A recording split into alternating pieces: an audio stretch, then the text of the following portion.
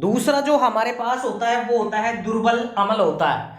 इन सभी को हम एक एक करके पढ़ेंगे, दोनों जो टाइप्स हैं उनको एक एक करके पढ़ेंगे।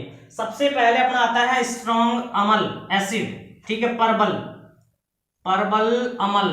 देखो परबल अमल क्या होता है, परबल अमल क्या होते हैं, वे पदार्थ जिनकी या जिनमें H+ आयनों की सांद्रता, H+ आयनों की सांद्रता अधिक होती है, अधिक होती है, क्या होती है, अधिक होती है, जिसे परबल अमल कहते हैं, परबल अमल कहते हैं, परबल अमल कहते हैं। देखो सांद्रता एक शब्द आया यहां, ठीक है, सांद्रता, और एक आएगा हमारे पास तनु। बिल्कुल तनु और सांद्रता हम पढ़ेंगे। सांद्रता का मतलब होता है भैया उसमें अमल की मात्रा ज्यादा है और पानी की मात्रा कम है, यानी गाढ़ापन एक प्रकार से। तनु में पानी की मात्रा ज्यादा और अमल की मात्रा कम, क्षार की मात्रा भी कम हो सकती है, ठीक है ना। तो ये चीजें हम आगे पढ़ेंगे, अलग अलग से परिभाषा करवाएंगे कि सांद्रता क्या होती है, तनुकरण क्या होता है, ये सब चीजें अपन पढ़ेंगे आगे, बिल्कुल पढ़ेंगे जब टॉपिक आएगा, जब पढ़ने में आनंद आता है, ठीक है। तो ये आप याद रखेंगे, परबल अमल वे पदार्थ जिनमें H+ आयनों की सांद्रता क्या होती है, अधिक होती है, ये होता है परबल अमल। अगर हम इस परबल अमल की बात करें तो इसका जो pH मान होता है, pH मान, इसका जो pH मान होता है ना, वो होता है 0.1 से लेकर लगभग ये मान लीजिए आप 2 तक, ठीक है। pH मान, इनका जो pH मान होता है 0.1 से लेकर 2 तक। अगर मैं कहूं भैया मेरे पास pH मान 1 है तो अमल, लेकिन कौन सा अमल हो गया, परबल अमल।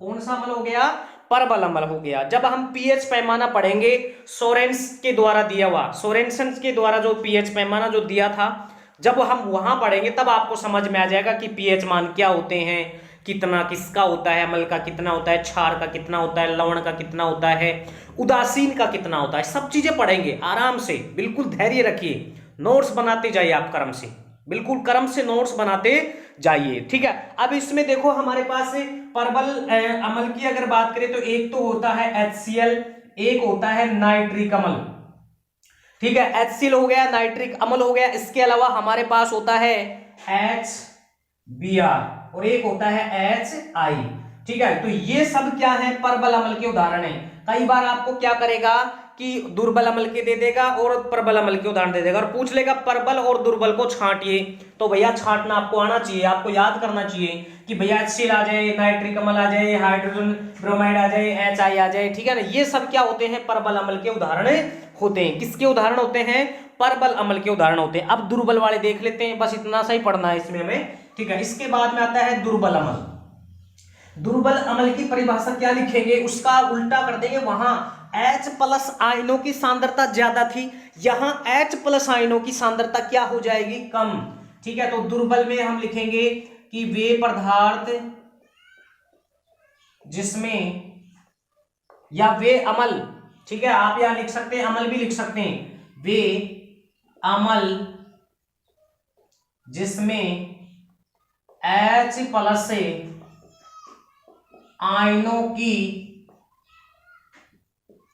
सांद्रता, H+ आयनों की सांद्रता, H+ आयनों की सांद्रता कम होती है, क्या होती है, कम होती है, इसे हम दुर्बल अमल कहते हैं। बिल्कुल परिभाषा बनाइए आप कि वे अमल जिनमें H+ आयनों की सांद्रता क्या होती है, कम होती है, H+ आयनों की सांद्रता क्या होती है, कम होती है। अब इसमें देखो उदाहरण कौन सा आ जाएगा, एक तो आ जाएगा एसिटिक अमल, ठीक है, एक आ जाएगा हमारे पास एसिटिक अमल हो गया, एक हमारे पास आएगा, हम कर सकते हैं HBRO, ठीक है। इसके अलावा एक उदाहरण हम लिख लेंगे H2S और एक होता है हमारे पास H2CO3 और एक होता है HCN, ठीक है। ये सब किसके उदाहरण हैं, ये सब किसके उदाहरण हैं, ये हैं दुर्बल अमल के उदाहरण हैं, बिल्कुल दुर्बल अमल, ये दुर्बल अम्ल के उदाहरण हैं, और वहां जो मैंने लिखे थे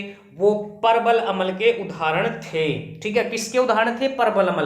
दुर्बल अम्ल जिसमें H+ आयनों की सांद्रता कम होती है, और प्रबल में H+ आयनों की सांद्रता क्या होती है? ज्यादा होती है। बिल्कुल आप स्क्रीनशॉट ले सकते हैं। बिल्कुल हम बिल्कुल एनसीईआरटी के अकॉर्डिंग पढ़ रहे हैं, बिल्कुल एनसीईआरटी के अकॉर्डिंग, बिल्कुल बहुत ही शानदार नोट्स मिलेंगे, बिल्कुल बढ़िया तरीके से पढ़ा रहा हूं आपको। ठीक है, बिल्कुल।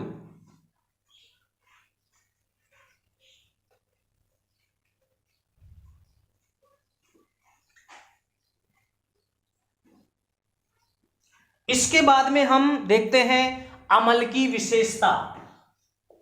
अम्ल की विशेषता या अम्ल की विशेषताएं। अम्ल की विशेषताएं देखेंगे, बहुत इंपॉर्टेंट टॉपिक है। पहला, अम्ल स्वाद में कैसे होते हैं? खट्टे होते हैं। अम्ल स्वाद में कैसे होते हैं? खट्टे होते हैं। अम्ल स्वाद में कैसे होते हैं प्रिय स्टूडेंटों? खट्टे होते हैं। बिल्कुल बोर्ड पर अगर फ्लैक्स पड़ रहा है बेटा तो आप कोई दिक्कत वाली बात नहीं है, आप सुने। ठीक है, जल्दी ही इस बोर्ड को चेंज कर देंगे यहां से। ठीक है, अम्ल स्वाद में खट्टे होते हैं। दूसरी चीज आप लिखेंगे, इनका पीएच मान। इनका जो पीएच मान होता है वो 0.1 से लेकर 7 के मध्य होता है। 7 के मध्य, यानी इस 7 को नहीं लिखकर अगर हम लिख दे 6.9 तक होता है। बिल्कुल, जब हम ऐसे पीएच पैमाना पढ़ेंगे, यहां 7 होता है, यहां 0 1 2 3 4 5 6 8 9 10 11 12 13 और यहां होता है ये 14। ठीक है, ये 7 होता है, ये उदासीन होता है। यहां से लेकर 0 से लेकर 6.9 ही आएगा। ठीक है, यहां तक अम्ल होते हैं। ठीक है, और इधर क्या होता है? क्षार होते हैं, क्षारक होते हैं। यहां ये उदासीन होता है। ये सब जब हम पीएच पैमाना पढ़ेंगे बिल्कुल आपके समझ में आ जाएगा एक एक चीज। तो ये आप करेंगे। अब इसके बाद में हमारे पास आता है भैया एक सूचक होता है। क्या होता है? सूचक होता है। ठीक है, यानी हम कह सकते हैं अम्ल नीले लिटमस से पत्र को लाल कर देता है। इस लिटमस के बारे में हम पूरी डिटेल पढ़ेंगे कि ये लिटमस कैसे बनाया जाता है, इसका जलीय विलयन का रंग कैसा होता है, ये सब चीजें हम पढ़ेंगे। और किससे बनाया जाता है, कौन से समूह का होता है? थैलोफाइटा समूह का होता है, लाइकेन से बनाया जाता है। ठीक है, लाइकेन में शैवाल और कवक। बिल्कुल आपको पूरा बताऊंगा, टेंशन करने की जरूरत नहीं है। और जो मैं पढ़ा रहा हूं ना, कंपटीशन लेवल का पढ़ा रहा हूं, बिल्कुल कंपटीशन लेवल का पढ़ा रहा हूं। बिल्कुल एक भी क्वेश्चन बाहर नहीं आता है अगर जब अम्ल और क्षार और लवण से संबंधित क्वेश्चन आते हैं। चाहे कोई रासायनिक अभिक्रिया आ जाए, ठीक है, बिल्कुल, चाहे कोई विशेषता पूछ ले आपको, चाहे वो लिटमस के बारे में पूछ ले, चाहे लाइकेन के बारे में आपसे पूछ ले। ठीक है, बिल्कुल प्राकृतिक सूचक के हम जो संश्लेषित सूचक होते हैं, ये सब चीजें पढ़ेंगे। टेंशन मत लो आप कोई भी चीज की। तो अम्ल नीले लिटमस पत्र को क्या कर देते हैं? लाल कर देते हैं। ट्रिक याद रखेंगे इसके लिए, कभी नहीं भूलोगे। अनिल ट्रिक याद रखोगे आप, बिल्कुल अनिल। देखो ऐसे क्या बन गया? अम्ल बन गया। और नी से क्या बन गया? नीला बन गया। और ल से क्या बन गया? लाल। तो देखो जो अम्ल होता है ना, वो नीले लिटमस पत्र को कैसा कर देता है? लाल कर देता है। एक कागज की पर्ची होती है छोटी, ठीक है, जब उस पर्ची को अगर अम्ल के अंदर डुबोया जाए, अम्ल के जलीय विलयन में, तो अगर वो लाल हो जाए ना, तो दिया गया पदार्थ कैसा है? अम्ल है। और अगर लाल को डुबोए और नीला हो जाए, तब वो क्या है? क्षार है। तो ये ट्रिक याद कर लेना, अनिल। कभी नहीं भूलोगे जिंदगी में, कभी नहीं भूलोगे जिंदगी में। नोट्स जरूर बनाना और नोट्स में ट्रिक जरूर उतार देना। बिल्कुल परीक्षा में मत लिख के आना। बिल्कुल, ये हो गया हमारे पास। ठीक है, इसके बाद में कुछ और भी बहुत सारी विशेषताएं, ये हमने मोटे तरीके से कुछ विशेषता देखी इसकी। ठीक है, बहुत मोटे मोटे तरीके से इसकी हमने क्या देखी है? कुछ विशेषताएं देखी हैं। इसके अलावा और विशेषता हम कर लेते हैं कि ये जो अम्ल होते हैं ना, ये जो अम्ल होते हैं, ये क्या होते हैं? जल में विलय होते हैं। जल में क्या होते हैं? विलय होते हैं। क्या होते हैं? जल में विलय होते हैं। बिल्कुल, जल में क्या होते हैं? विलय होते हैं। जल में घुलनशील होते हैं। अमल जल में घुलनशील होते हैं। अमल जल में क्या होते हैं? घुलनशील होते हैं। अमल की 2-4 विशेषता और देखते हैं। ठीक है, बिल्कुल 2-4 विशेषता और देखते हैं। उनकी जो रासायनिक अभिक्रिया है वो आगे अलग से करेंगे एनसीईआरटी के अकॉर्डिंग। जो पहली जो बुक थी ना, उनको यही विशेषता में किया गया था। तो देखो अगली विशेषता कि अगर हम बात करें 5 नंबर, अम्लों की क्रिया, अम्लों की क्रिया सोडियम बाइकार्बोनेट से करवाने पर सोडियम बाइकार्बोनेट या सोडियम हाइड्रोजन कार्बोनेट से करवाने पर CO2 गैस देते हैं। कौन सी गैस देते हैं? CO2 गैस देते हैं। इंपॉर्टेंट है ये समीकरण वगैरह आगे पढ़ेंगे अपन, बस यहां तो विशेषता में रख दो इसको, बिल्कुल विशेषता में रख देंगे। अगला है जब अम्लों की क्रिया ठीक है धातुओं से करवाते हैं। किससे करवाते हैं? धातुओं से। अब ये धातु कॉपर भी हो सकती है, जिंक भी हो सकती है। भैया जब अम्लों की क्रिया जब हम धातुओं से करवाते हैं तो हाइड्रोजन गैस देते हैं।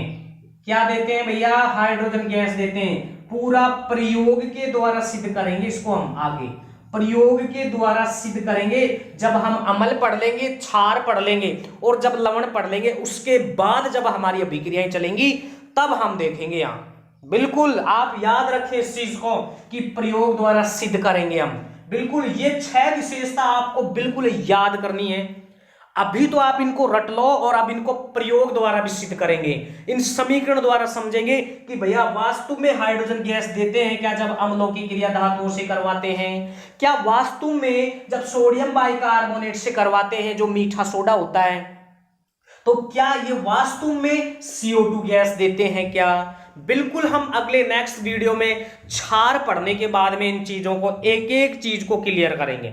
बिल्कुल एक एक चीज को क्लियर करेंगे। और मैं फिर आपको जाते जाते कह रहा हूं कि आप वीडियो को ज्यादा से ज्यादा लाइक करें, शेयर करें, सब्सक्राइब जरूर करें और बेल बटन को जरूर करें। देखो वीडियो में मैं कई बार बोलता हूं, ठीक है, कई बार बोलता हूं क्योंकि मुझे पता तो होना चाहिए ना कितने स्टूडेंट जुड़े हुए हैं। बहुत गिने चुने बच्चे कमेंट्स करते हैं, बाकी बहुत सारे जुड़े हुए हैं।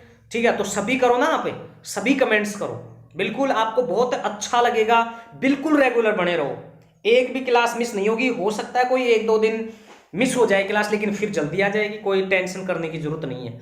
बिल्कुल आपको वीडियो कैसा लगा कमेंट्स जरूर करें। अम्ल और क्षार और लवण एसिड ये चैप्टर हम पढ़ रहे हैं, एनसीईआरटी के अकॉर्डिंग पढ़ रहे हैं। और एनसीईआरटी के अकॉर्डिंग आपको पता है भैया कंपटीशन में क्वेश्चन आएगा, 100% आएगा। कोई अगर मेरा साथी टीचर की तैयारी भी कर रहा है ना, बिल्कुल बहुत ही गजब तरीके से नोट्स बनाएं, बिल्कुल बहुत गजब तरीके से, बिल्कुल ठीक है ना। Thank you.